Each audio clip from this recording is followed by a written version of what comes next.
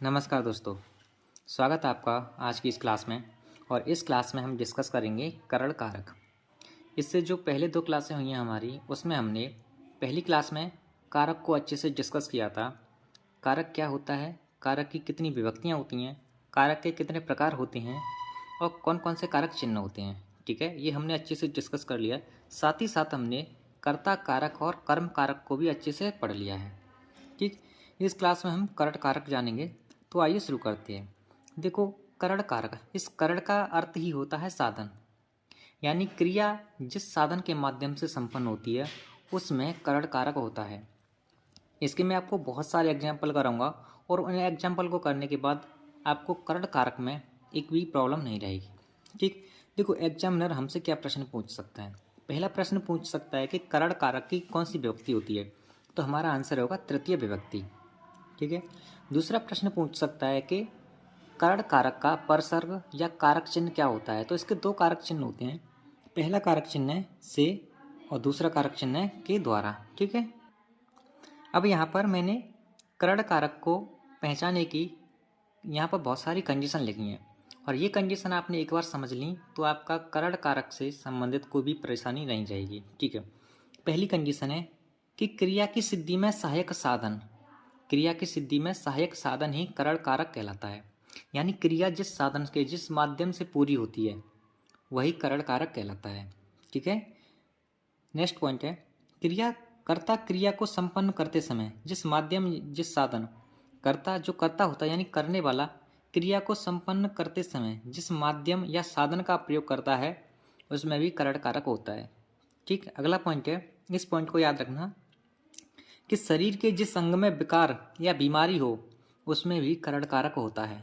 ठीक, अगला पॉइंट है हमारा कि कई बार कर्ता स्वयं में करण अर्थात साधन के रूप में कार्य करता है तो ये करण कारक होता है।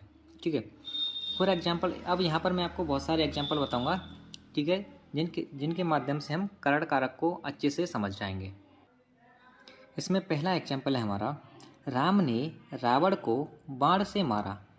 राम ने रावण को मारा, अगर मैं यहाँ पर बाण को हटा दूँ तो क्या हो जाएगा वाक्य, राम ने रावण को मारा। मारा तो है लेकिन किससे मारा है, बाण से मारा है। तो यहाँ पर बाण क्या हुआ, साधन होगा। तो इस पूरे वाक्य में कौन सा कारक होगा, इसमें इस वाक्य में कारक होगा करण कारक। क्यों, क्योंकि क्रिया का निकटतम संबंध है बाण से और बाण क्या है यहाँ पर, साधन। साधन का अर्थ क्या होता है, ये करण कारक। ठीक है, तो राम ने रावण को बाण से मारा, यहाँ पर साधन क्या हुआ, बाण। जब बाण साधन हुआ तो ये कहलाएगा करण कारक। ठीक, जैसे अगला एग्जाम्पल है, आप रजिस्टर पर पेन से लिखते हैं। आप रजिस्टर पर पेन से लिखते हैं, तो देखो आप पर समझकर इसमें अधिकरण कारक मत कर देना। अधिकरण कारक में मे पे पर आता है ना, तो आप इस पर को देखकर अधिकरण कारक मत कर देना। ठीक है, इसमें साधन है हमारा पेन और ये पेन है वो क्रिया के सबसे निकट है, साधन क्रिया के सबसे निकट है, यानी पेन के द्वारा ही तो रजिस्टर पर लिख रहा है ना। तो यहाँ पर पेन क्या होगा, साधन होगा। जब पेन साधन होगा तो इस वाक्य में कौन सा कारक है, करण कारक। ठीक, अगला है, मैं मार्कर से लिखकर आपको समझाता हूँ।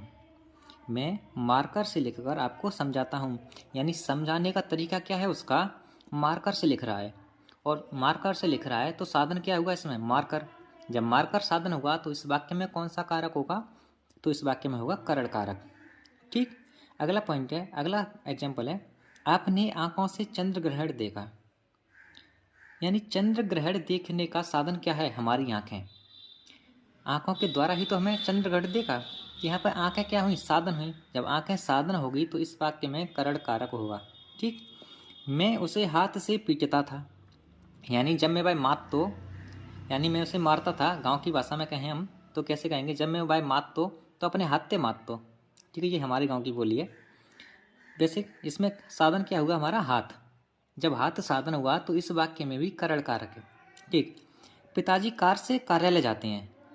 पिताजी कार्यालय जाते हैं किसके द्वारा, कार के द्वारा। तो कार क्या हुआ, इसमें कार हुआ साधन।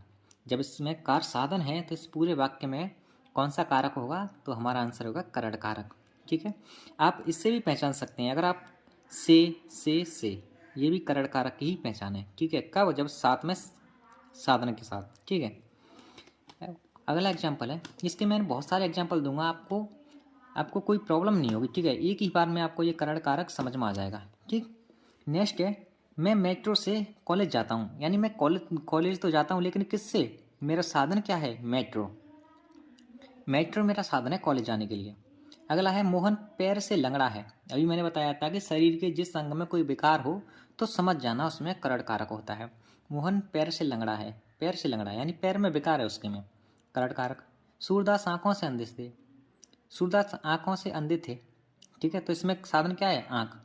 तो कौन सा कारक हुआ इसमें, करण कारक, ठीक। सूरदास द्वारा सूरसागर ग्रंथ लिखा गया है। करण कारक की जो कारक चिन्ह होते हैं वो क्या होते हैं, या तो से होता है या के द्वारा। अगर आपको से न दिखाई दे तो द्वारा तो दिखाई देगा, तो समझ जाना कि इसमें करण कारक है। सूरदास द्वारा, ठीक है। तुलसी के द्वारा, के द्वारा आ गया तो समझ जाओ इसमें करण कारक। कानों सुनी बात पर विश्वास नहीं करना चाहिए। बात किसके द्वारा सुनी जा रही है, कानों के द्वारा, तो कान क्या हुए इसमें, साधन, ठीक है।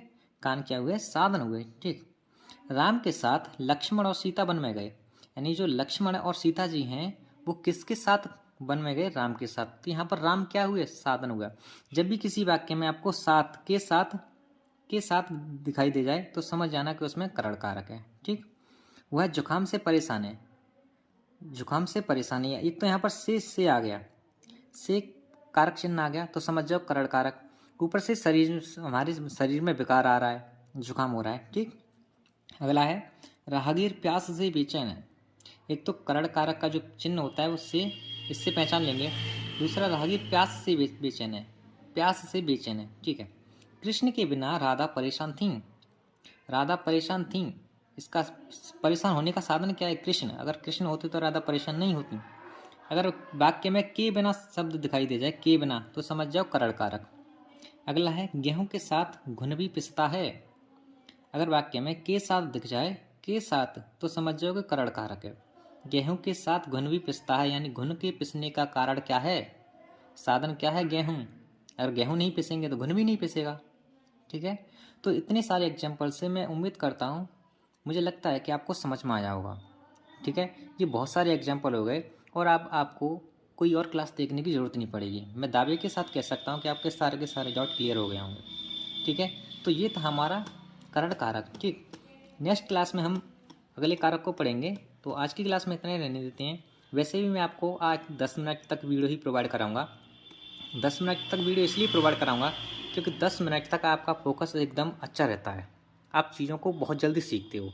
मेरी बात को ध्यान रखना, इसीलिए मैं छोटी छोटी वीडियो करा रहा हूँ, ठीक है। क्योंकि 10 से 12 मिनट की वीडियो तक आपका माइंड इधर उधर नहीं भटकेगा, इधर उधर नहीं भटकेगा तो एकदम फोकस रहेगा। और जब हम किसी चीज़ पर फोकस्ड रहते हैं तो उस चीज़ को आसानी से, वो बहुत जल्दी सीखते हैं, ठीक है। तो चलिए मिलते हैं अगली क्लास में। धन्यवाद।